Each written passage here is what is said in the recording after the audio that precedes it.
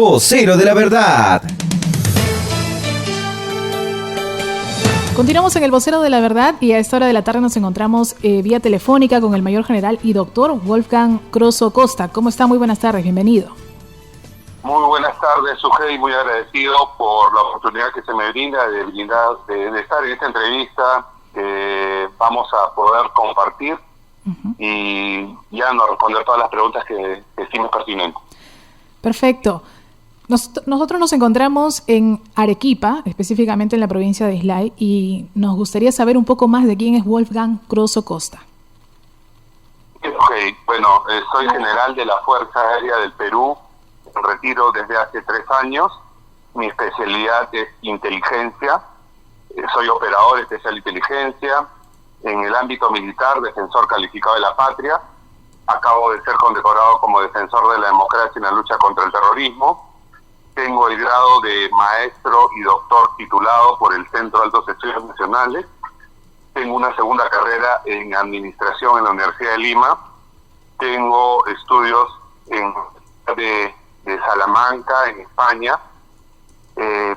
Y ahora catedrático en la Universidad de Lima, en la Facultad de Ciencias Empresariales, en la carrera de administración. Y ahora liderando este gran y disruptivo proyecto político llamado Integridad Democrática. Soy candidato presidencial para las próximas elecciones,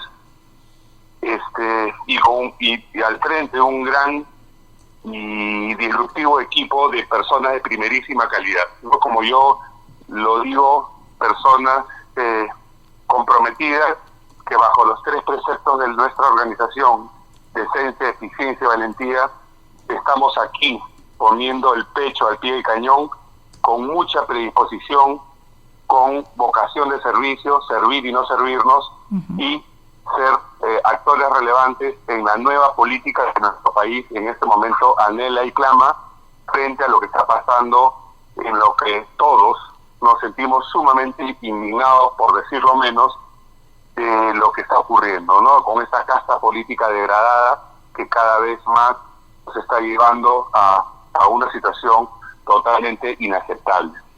Claro, vemos que actualmente tenemos 4 expresidentes en la cárcel, una presidenta que posiblemente cuando salga también va a seguir siendo investigada y que quizás tenga la misma suerte, ¿no? ¿Por qué decidir participar en política y como candidato presidencial? Por lo que acabo de manifestar, por mi profunda vocación de servicio.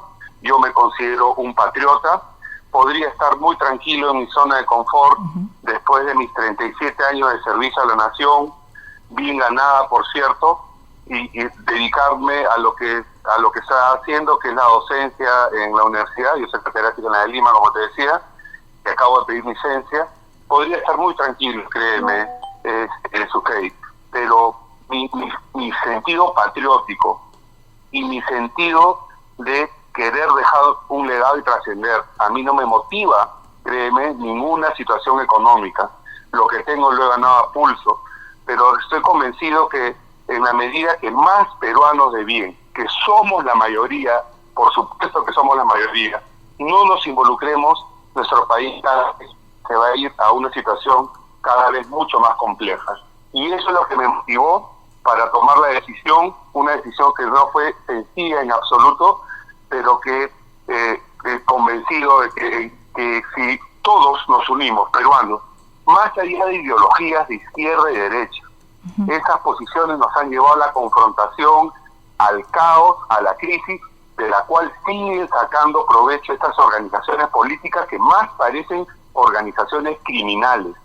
Y si nosotros no nos unimos, no nos abanderamos, ahora con una plataforma como la Integridad Democrática, y me siento orgulloso de haber formado esta organización política con peruanos nuevos, una nueva casta política, personas profesionales, técnicos, que con mucha vocación, dedicación y un sentido de servicio, con capacidades y también competencia, con valentía, podemos ser parte de la historia del país, una historia positiva que estoy seguro que lo vamos a lograr.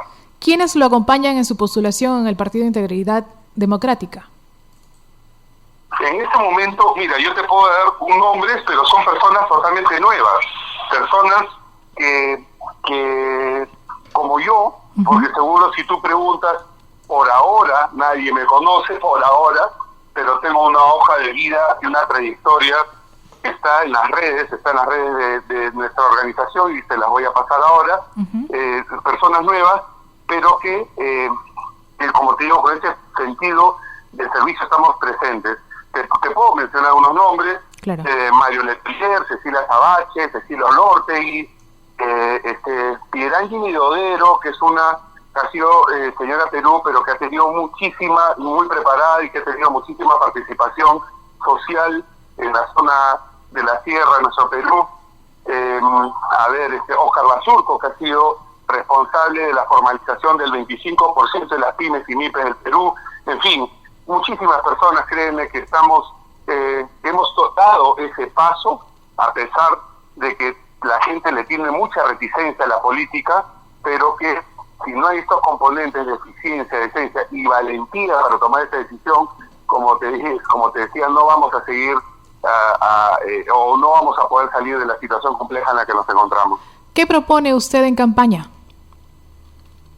Mira, la problemática del Perú es sumamente compleja, pero nosotros hemos querido aglutinar en 3 ejes principales o 3 lineamientos fundamentales. El primero es una lucha frontal contra la corrupción y la delincuencia, una lucha frontal. Nosotros estamos convencidos que este flagelo, estas amenazas, que en este momento, entre otras 8 más que hay, porque son 10 amenazas que están tipificadas en contra del país, y si se puede, por supuesto, hacer lo que corresponda para sacarla del escenario de la situación en la que está el país, ¿no? Que nos vamos a arrasar la delincuencia, nos vamos a arrasar la corrupción. Hay medidas, hay muchos planteamientos, ahora lo vamos a conversar seguro. Ese es el primer eje. El segundo es el antisistema. Este sistema que en este momento tiene prácticamente de rodillas al país, un sistema del cual no se escapa ni el Poder Ejecutivo, el Legislativo, el Poder Judicial, la Fiscalía, la Contraloría, la Defensoría del Pueblo, el Jurado Nacional de Elecciones, etcétera, etcétera.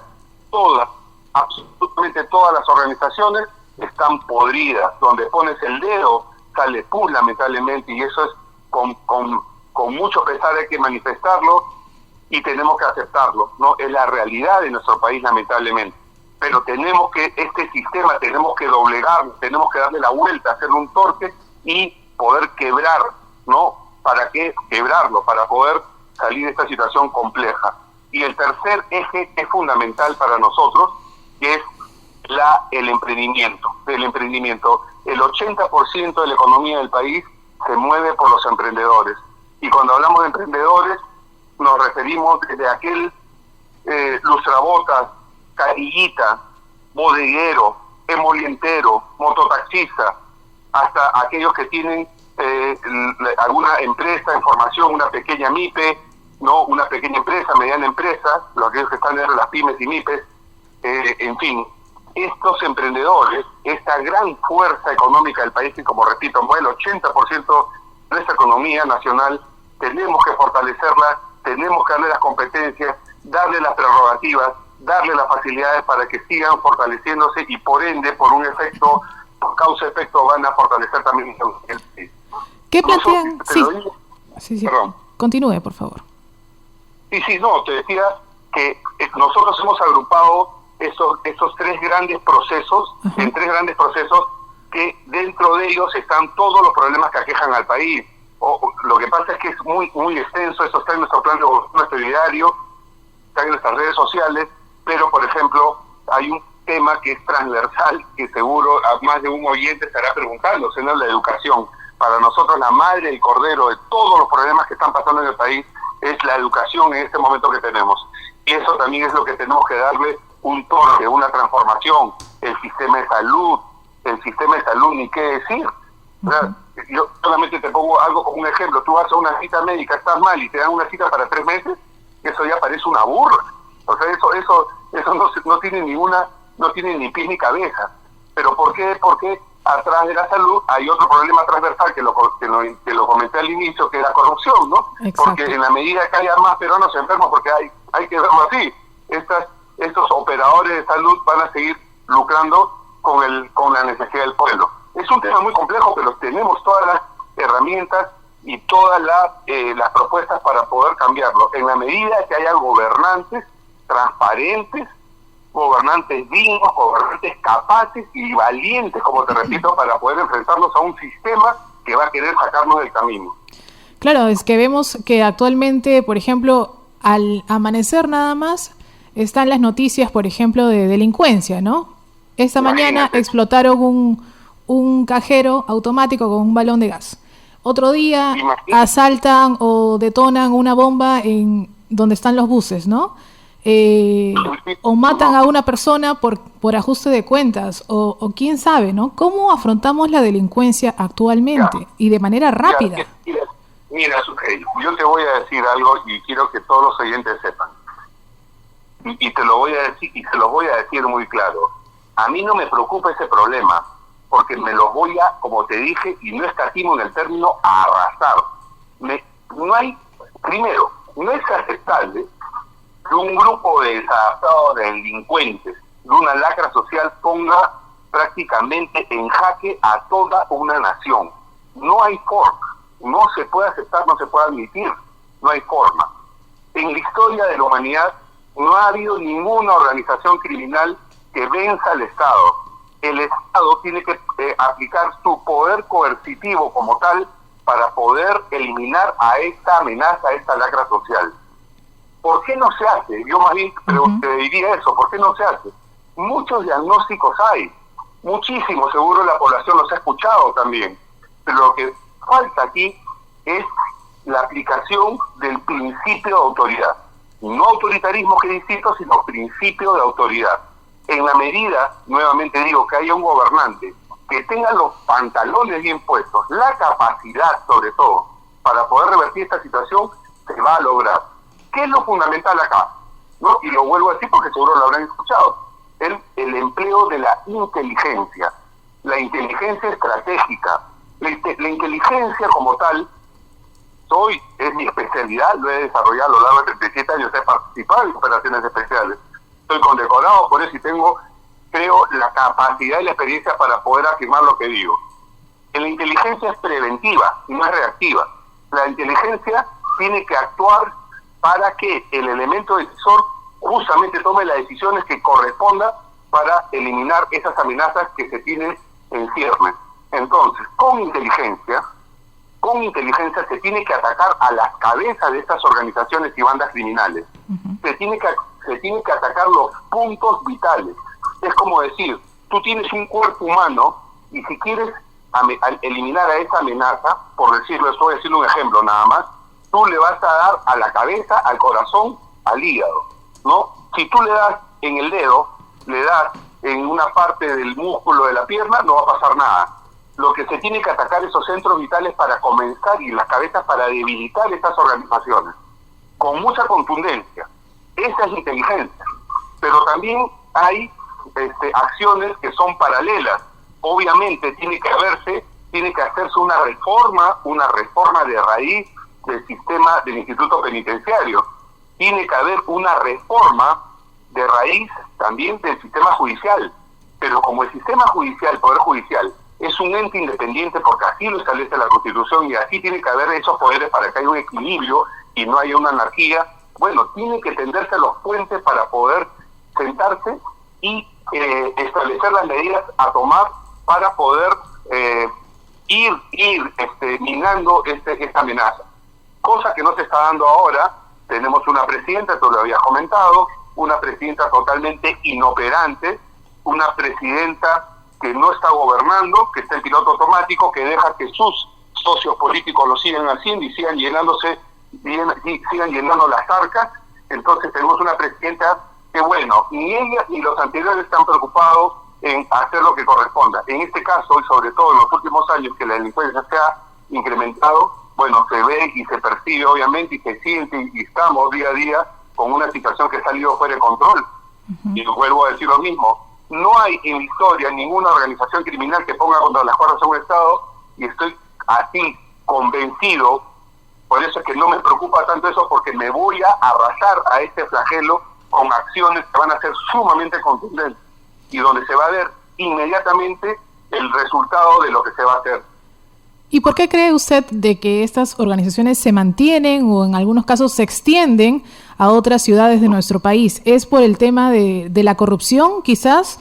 La reforma del sistema judicial posiblemente demore más tiempo que 5 años, ¿no cree usted? Claro, pero es la corrupción. Existe el problema de una adecuada organización como es la Policía Nacional, que constitucionalmente tiene el rol de asegurar el orden interno, pero sabemos nosotros que la policía tiene muchos puntos vulnerables con elementos que no son compatibles con el sentir y las funciones que tiene una organización como es la Policía Nacional, a la cual me merece todo respeto como organización, pero hay elementos que están fuera de parámetro y lo vemos. A esos elementos dentro de esa reorganización que se tiene que realizar, esos elementos van a tener que tener presente que si están coludidos con la delincuencia o si favorecen, van a tener que pagar una doble o triple pena. No puede haber contemplación con malos elementos que están destinados precisamente a defender al ciudadano, entre otros aspectos, ¿no? Entonces, ¿por qué existe? Tú me dices, ¿por qué aumenta? Hay muchos diagnósticos, hay un análisis muy extenso. Bueno, obviamente uno de ellos es la apertura que hubo a una inmigración desbordada, donde no quiero decir que todos los venezolanos son malos elementos, malas personas, en absoluto hay muy buenos ciudadanos venezolanos. Exacto. Pero también ha venido un factor de criminalidad que estaba muy acentuado en este país. Ya saben, todos seguro habrán escuchado de esta organización criminal, el Tren de Aragua, y otras más, ¿no? Elementos que han venido a trastocar el modus operandi o la modalidad de criminalidad acá en el Perú. Entonces, ese es un factor que se ha extendido por todo el Perú, obviamente a través también de lo que estábamos comentando, de la Policía Nacional, que no tiene tampoco la capacidad operativa requerida. La inteligencia es fundamental. Hay plataformas que se utilizan en inteligencia, te lo digo porque yo he sido director de inteligencia de la Fuerza Aérea y dimos golpes muy certeros al narcoterrorismo el último año que estuve en este importante cargo. Hay plataformas que no las puedo mencionar, obviamente por un tema de seguridad, pero que se pueden implementar, cosa que no se está haciendo. Entonces, más se están preocupando, y esa es una apreciación personal, más se están preocupando en robar nuestras autoridades este último año que están, porque es el último año que pueden hacer caja, que en preocuparse por la seguridad y el clamor de la ciudadanía. ¿Qué hacemos con la minería ilegal, el narcotráfico, el contrabando y la trata de personas que muchas veces funcionan frente a las narices de las autoridades y no se hace nada? Sabemos que hay, por ejemplo, en Madre de Dios, ¿no? Empecemos por ahí. Sí, así es, son las otras amenazas colaterales. O sea, yo te mencioné al inicio de la entrevista que son 10 amenazas tipificadas por la Dirección de Inteligencia Nacional. Hablemos de la Defensa Nacional, delitos informáticos, la corrupción, la delincuencia, terrorismo, la minería, y ahí viene la minería ilegal, la trata de personas, la que tú acabas de mencionar. Bueno, bajo el mismo principio de racionalidad y la contundencia que tiene que tener un Estado, es justamente atacarla. Acá no hay otra solución.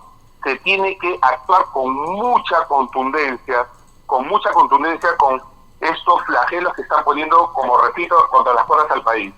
Ahora, todas las acciones no son reactivas. Se tiene que trabajar preventivamente con esto. Ese es el rol que tiene un Estado que no se ha venido haciendo, obviamente, ¿no? Por eso es que han llegado a estos niveles ya fuera de parámetro.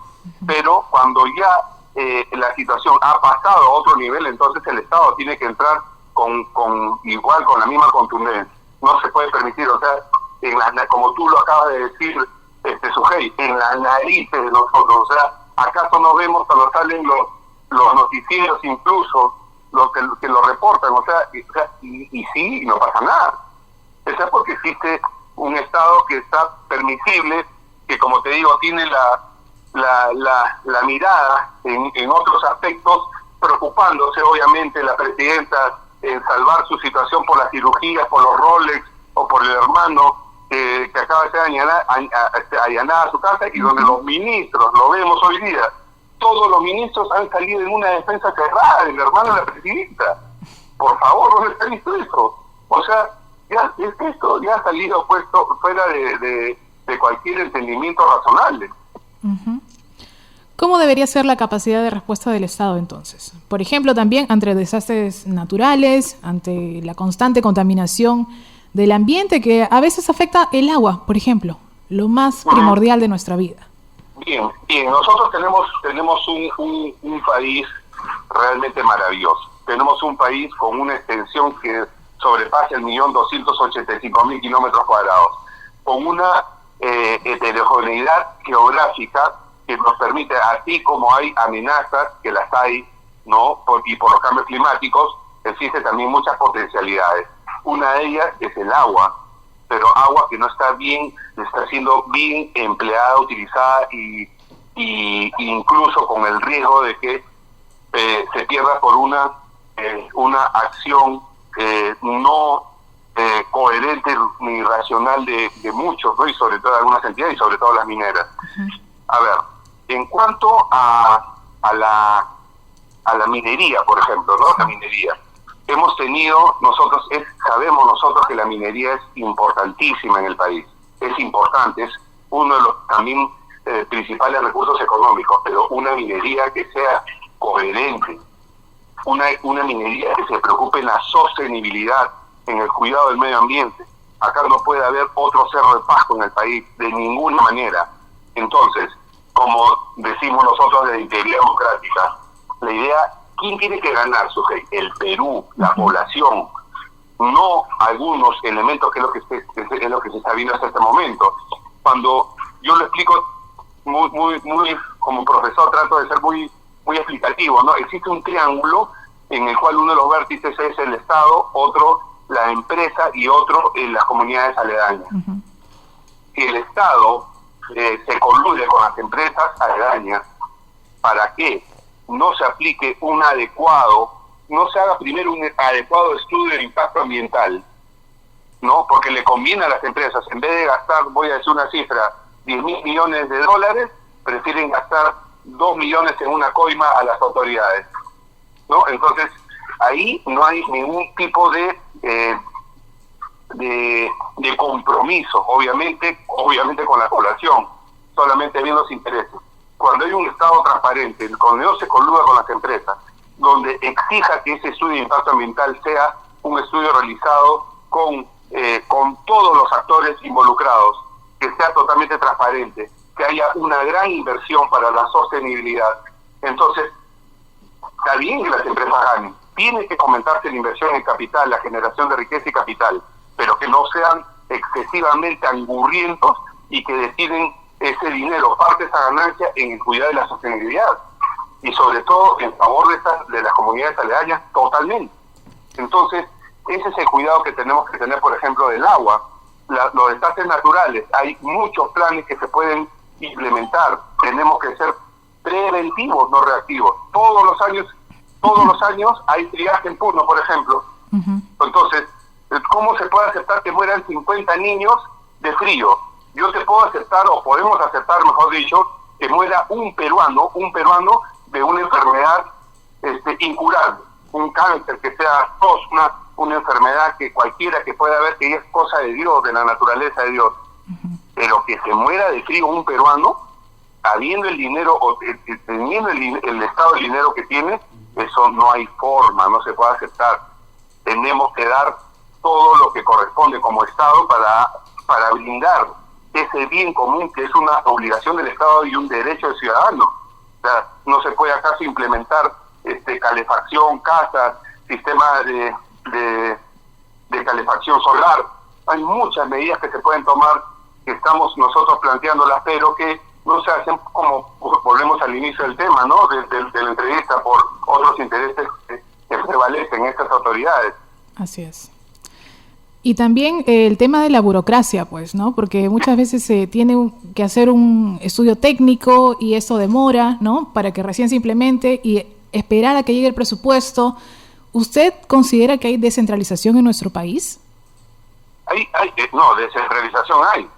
Lo que existe es una descentralización, pero es una descentralización mal administrada, mal llevada. Y muy lenta. También vivemos otra vez por ese cáncer que existe, también que es la corrupción, que ha alcanzado a todos los niveles del Estado y en todas las localidades, en todas las regiones. Tenemos un Estado completamente burocrático. Tenemos un Estado elefantiático, así se le denomina. O sea, un Estado que está sobredimensionado, que genera un costo altísimo para el mismo país y por lo tanto no hay una eficiencia en el manejo económico de la nación. Se tiene que reducir el Estado definitivamente. Se tiene que reducir. Yo sé que lo que digo yo en este momento quizás me va a generar me va a restar votos entre esta población que vive el Estado, pero tenemos que buscar alternativas y todas las personas tienen que entender que en la medida que no tengamos un Estado eficiente, eso se va a revertir en una situación negativa para todos, para todos. Entonces, dentro de eso se debe hacer una reestructuración también, tiene que haber un mayor control, debe haber descentralización, sí, pero esta tiene que ser mejor y mayor controlada para que el cáncer de la corrupción tampoco los alcance en ninguna circunstancia. Y las leyes también, ¿no? De parte del Congreso, muchas veces son para el propio bolsillo del congresista. Piensan en ellos, no piensan en los intereses del país, como debería ser, ¿no? Sí. Para eso han sido elegidos. Sí. Claro, ahora Sujei, y nosotros me refiero como ciudadanos, como pobladores, tenemos que poner las barbas en remojo. Y hay que ser conscientes y hacer un mea culpa de que somos nosotros quienes elegimos a las autoridades. Somos nosotros los que estamos dando nuestro voto a aquellos que nos representan. Y somos nosotros los que realmente no nos involucramos, no leemos, no nos informamos quiénes son los candidatos y quiénes son los que van a intentar representarnos. Entonces, el resultado es lo que vemos, ¿no? Las mismas organizaciones políticas tradicionales que nos han gobernado los últimos 30 años, más de lo mismo. ¿Acaso no vemos nosotros? ¿Acaso somos ciegos para no ver que los mismos escándalos, los de las organizaciones políticas tradicionales, los niños, Plata como Cancha, las otras organizaciones se siguen haciendo en nuestras caras, se siguen burlando y prácticamente lucrando a favor de ellos y en contra de nosotros? Entonces, tenemos que ser realistas. Existen poderes del Estado que tiene que haber un equilibrio, si no esto sería una anarquía, sería un autoritarismo, una tiranía, ¿no? Para el equilibrio que pueda suscitarse y darse un poder ejecutivo, un poder legislativo, un poder judicial. Pero cuando estos poderes, como el legislativo que tú acabas de mencionar, siguen fomentando leyes a su favor de forma descarada, sin ningún tipo de consideración hacia el pueblo que les eligió, entonces esto no se puede aceptar. Nosotros en nuestra decisión, en nuestras mentes, en nuestros corazones, en nuestra racionalidad, tenemos que elegir a quienes tengan una hoja de vida intachable, que realmente vengan a servir y no servirnos. En un gobierno de integridad democrática, créeme que vamos a derogar muchas de las leyes. En este momento, estos mal llamados padres de la patria han promulgado para su beneficio. Sí, pues lamentablemente. Regresando al tema de las propuestas, nosotros somos un país minero, pero también somos un país agrícola. ¿Cómo fomentamos o cómo generamos industria en nuestro país?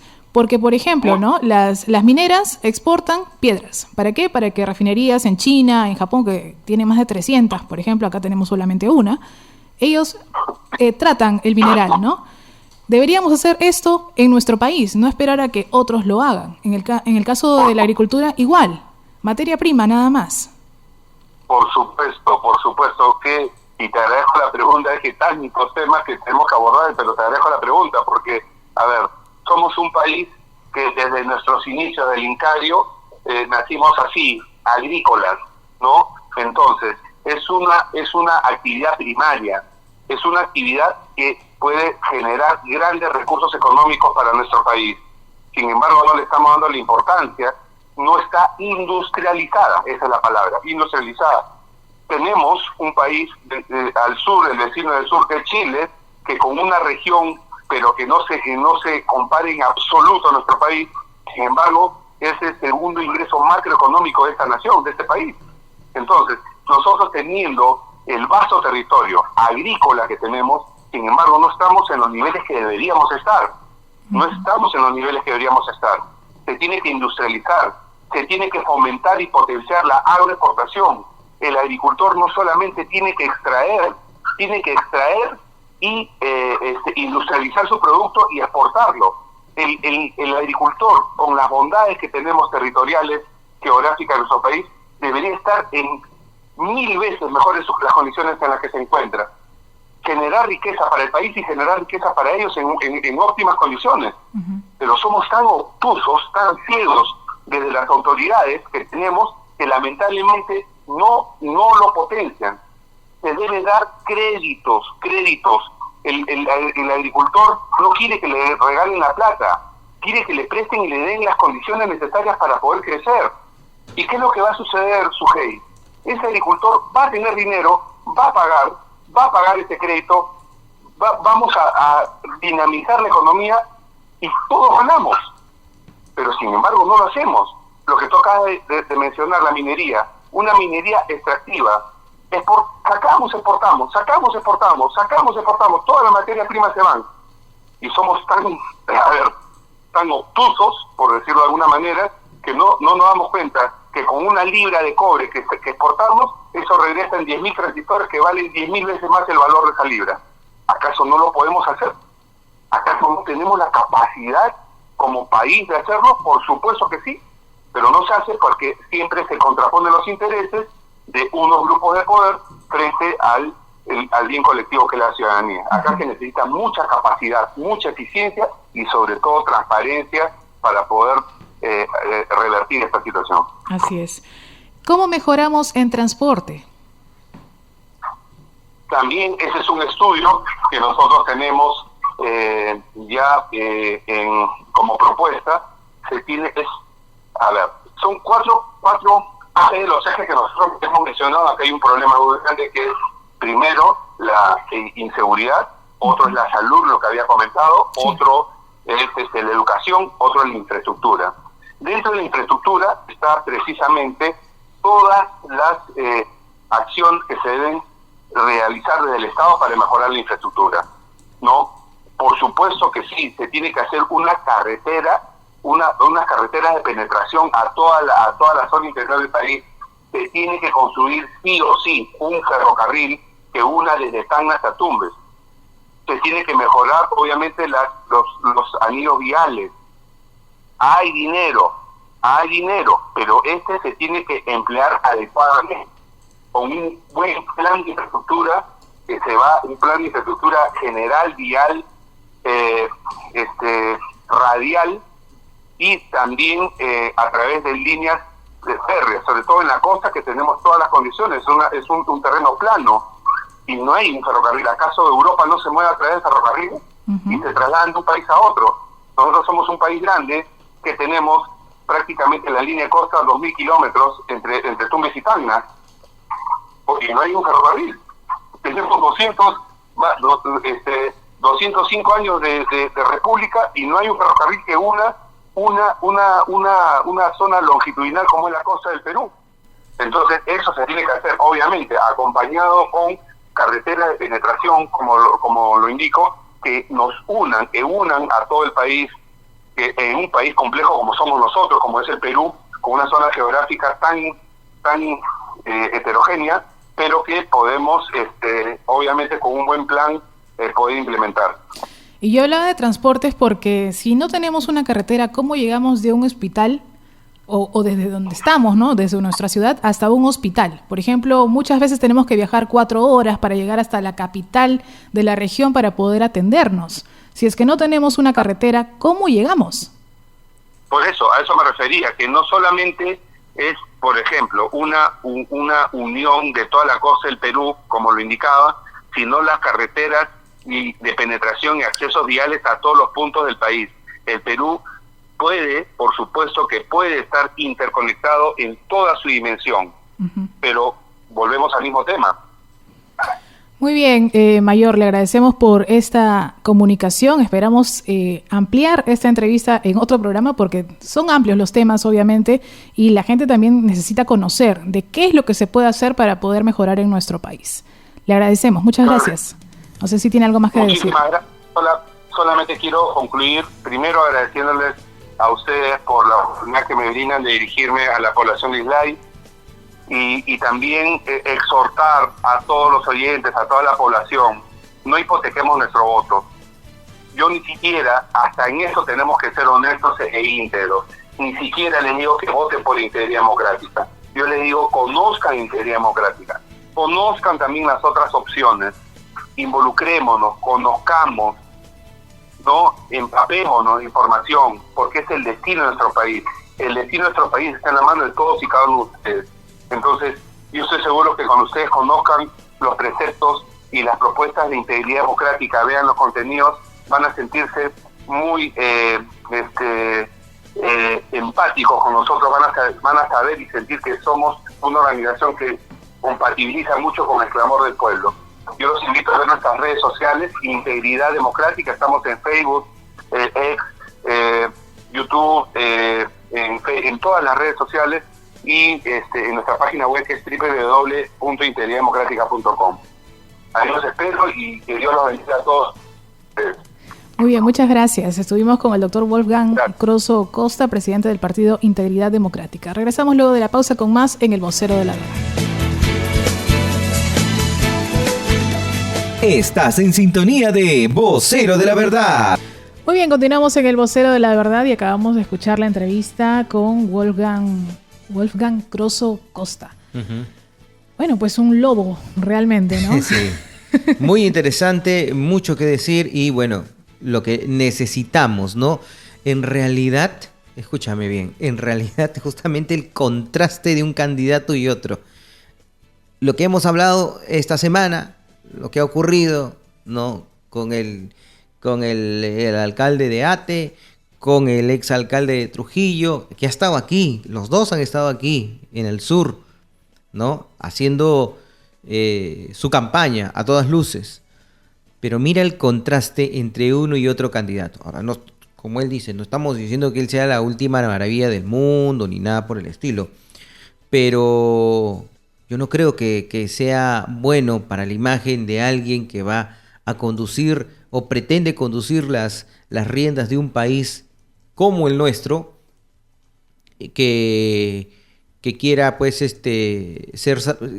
agradar nuestra simpatía pues con este tipo de shows, ¿no? O sea, nosotros queremos personas así, que vengan, nos hablen, que nos digan cómo son las cosas, que nos digan, que sepan del problema burocrático, del problema social que vive nuestro país y que nos dé soluciones, ¿no? Entonces, son dos pinturas diferentes, ¿no? Son dos cosas diferentes, como él dice, pues, ¿no? Ya vemos en quién vamos a poner nuestra confianza, ¿no? O sea, ahí están los candidatos, analícenlo, escúchenlos. Estudien sus planes, sus propuestas en este caso. Sí, y bueno, como les dije ayer, no quiero ser uno de los tantos que va pues a votar por un personajillo en realidad, ¿no? Como le llamo yo, sino por alguien que tenga claras sus ideas y que tenga claro su trayectoria, ¿no?